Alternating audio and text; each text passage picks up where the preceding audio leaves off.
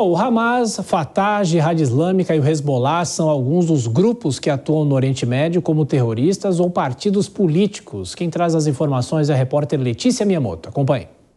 Por trás da guerra entre o Hamas e Israel, há uma grande complexidade política no Oriente Médio. Na região que é marcada por inúmeros conflitos e guerras civis, não é incomum teocracias financiarem grupos terroristas. No cenário político regional, Hamas, Fatah, Hezbollah e Jihad são as principais organizações extremistas com ideologias, atuações e objetivos próprios. O Hamas, chamado de Movimento de Resistência Islâmica, busca a criação de um Estado palestino independente e surgiu ainda na década de 1980. O movimento terrorista, a partir da Força Armada, defende a destruição de Israel e é contra a ocupação do país na faixa de Gaza e também na Cisjordânia. O Movimento de Libertação Nacional da Palestina, conhecido como Fatah, foi fundado em 1959 por Yasser Arafat, com o objetivo de unir os palestinos na busca de autodeterminação e da criação de um Estado independente. O grupo é livre de dogmas religiosos e é considerado menos radical do que o Hamas. Ainda assim, a rivalidade entre as organizações resultou em governos separados na Cisjordânia, liderada pelo Fatah, e na faixa de Gaza, controlada pelo Hamas. Já o Hezbollah, que significa Partido de Deus, é uma organização que surgiu durante a Guerra Civil no Líbano na década de 80, contra a ocupação israelense no sul do país. O grupo, influenciado pelo Irã e apoiado pela Síria, tem forte poder militar. Por isso, há um grande temor da participação do movimento no conflito atual. É o que explica o professor de História Wilson Sandler. Eles têm, então, essa ideia que se Israel agora entrar na faixa de Gaza, eles vão atacar e eles vão desrespeitar esse acordo que foi feito com o Líbano. Eles são parte do Congresso do Líbano, né? Eles têm partido políticos, então eles também são muito respeitados no Líbano. Então, eles não estão se preocupando muito agora, eles estão se preocupando mais em auxiliar o Hamas. A Jihad Islâmica Palestina, também fundada na década de 80, é conhecida por uma postura radical no conflito entre Israel e a Palestina. O grupo tem ligação com o Irã e, a partir da resistência armada, busca a destruição de Israel. Apesar de ser uma força menor em comparação com o Hamas e o Fatah, a Jihad tem atacado alvos israelenses e promovido uma agenda radical. Bom, o nosso analista convidado, o professor Manuel Furrella. Bom, professor, a gente vê essa série de grupos que podem, inclusive, ajudar nessa escalada da guerra no Oriente Médio. Agora há pouco Favalli falava sobre a estrutura que os Estados Unidos vêm oferecendo para Israel. O senhor acha que haverá uma escalada ainda maior e, inclusive, com um conflito ainda maior, justamente com esses grupos que também são considerados terroristas?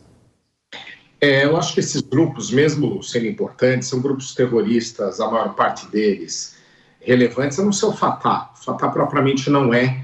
Eles governam a Cisjordânia, participaram de processos de negociações de paz, representados pelo Yasser Arafat, também muito famoso, muito conhecido. Tirando esses, os outros, sim, são grupos que praticam atos terroristas. O Hezbollah é o mais poderoso de todos, conta com um grande apoio internacional, não só do Irã, mas também, né, bilionários, árabes, pessoas que entendem que aquela causa seria nobre e precisariam apoiar financeiramente o Hezbollah. Mas esses grupos, eles só vão entrar se tiverem apoio político ou interesses políticos neste conflito, né? E aí, novamente, Israel não pode demorar para tomar decisões. Essas decisões que ele tem que tomar tem que ser agora, neste momento, que conta com um grande apoio internacional. Porque, veja só, se Israel continuar com essas operações militares na faixa de Gaza e decidir por uma grande intervenção militar que seja desastrosa em termos humanitários contra civis, isso sim vai desgastá-lo e aí esses grupos terroristas, eles podem também entrar em ação. Então, não só países que apoiam Israel podem deixar de apoiar em algum momento se houvesse desgaste, como também esses grupos terroristas. tudo é política. Às vezes a gente acha que as decisões elas são tomadas de forma impensada. Não, não são. Tanto é verdade que a gente viu a dimensão, a organização e a complexidade dos ataques do Hamas. Eles são organizados, eles pensam, eles raciocinam politicamente. Pois é, Dora Kramer, essa luta contra a organização desses grupos e a diplomacia internacional fala, o próprio presidente dos Estados Unidos chegou a declarar que é contra uma possível entrada das tropas de Israel na faixa de Gaza, porque isso seria um desastre, mas de qualquer forma a diplomacia precisa seguir e a gente volta às questões que a gente vinha fazendo na semana passada, como se negocia e discute com um grupo terrorista, né? Pois é, essa é que é a questão, porque eles não estão a fim de negociar, eles não querem conversa nenhuma, né? E essa questão, eu poderia fazer uma pergunta para o nosso convidado, professor? Claro. Claro. Posso? Pode. Eu tenho muita curiosidade, porque a especialidade dele é direito internacional e a gente sabe o papel da ONU como um fórum de diálogo. Só que há vários conflitos, agora no Oriente Médio, temos na Ásia, temos no leste europeu, e a ONU fica ali sendo quase como uma inutilidade. Eu não sei se essa visão está correta e eu perguntaria objetivamente ao professor, a ONU é uma instituição superada? Ótima pergunta, uma ótima colocação, porque veja só, quem teria que ter um papel determinante na resolução desse problema não são as potências Estados Unidos e Rússia, né? A Rússia a gente percebeu que está também tentando se envolver para ter protagonismo nesse conflito. Está bem claro isso, não é? Era para ser resolvido na ONU. Mas o processo todo se desgastou a partir do momento que, em 1947, a ONU apresentou um modelo de criação de Estado palestino e Estado israelense. Tem um modelo, tem um projeto com divisão territorial, inclusive, que foi implementado somente por Israel em 1948. Dali por diante, a ONU teve pouco protagonismo na resolução deste conflito em específico, tá? Então, a tua colocação, Dora, está completamente correta. Infelizmente, a ONU, que era para ser o fórum, o palco para se discutir, ser propositiva, ela tem um papel menor, um papel secundário. O único ponto que eu acrescentaria é que, infelizmente, não é de hoje. Porque se você tivesse o projeto inicial da ONU implementado, você teria os dois estados.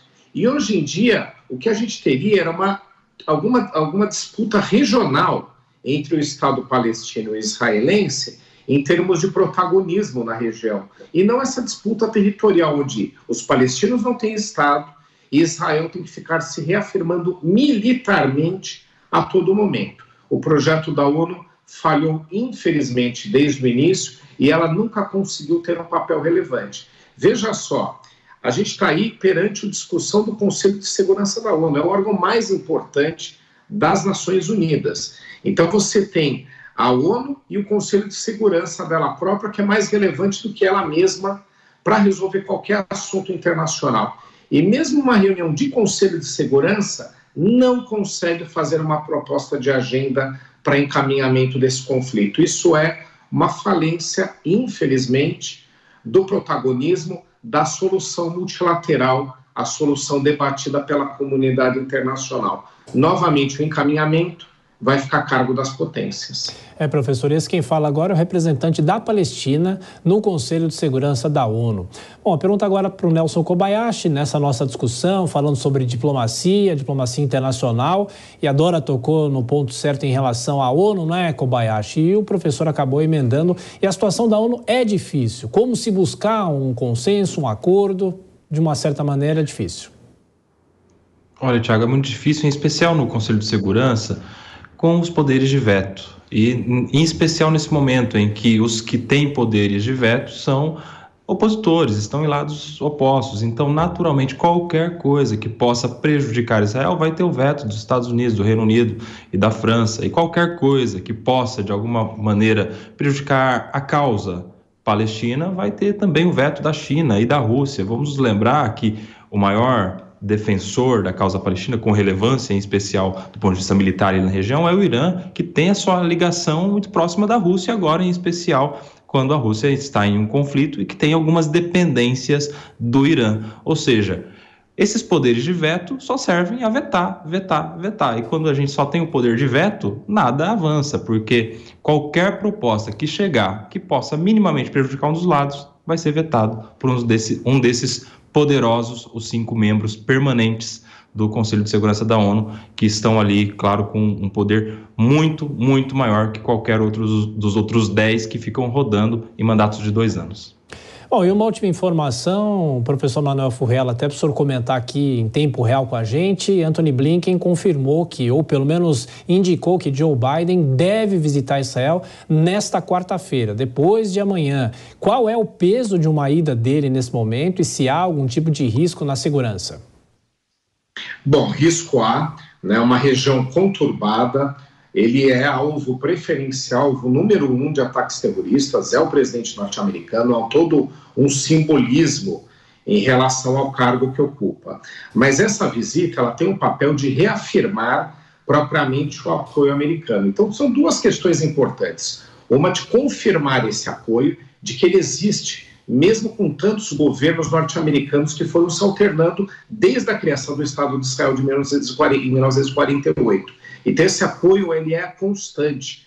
Republicanos, democratas governando os Estados Unidos, se alternando, mantendo esse apoio. Mas tem um outro aspecto importante. É um recado aos outros estados, como foi mencionado aqui, que têm interesse em se envolver. Não é o caso do Irã, você tem o Líbano e a Síria. Então, a partir do momento que você tem a presença do presidente norte-americano, os porta-aviões e as fragatas sendo encaminhadas para a região, qual é o sinal que se dá? O sinal é, se houver interferência internacional, os Estados Unidos vão se sentir obrigados a ingressar, a intervir a favor do seu aliado, a intervir a favor de Israel.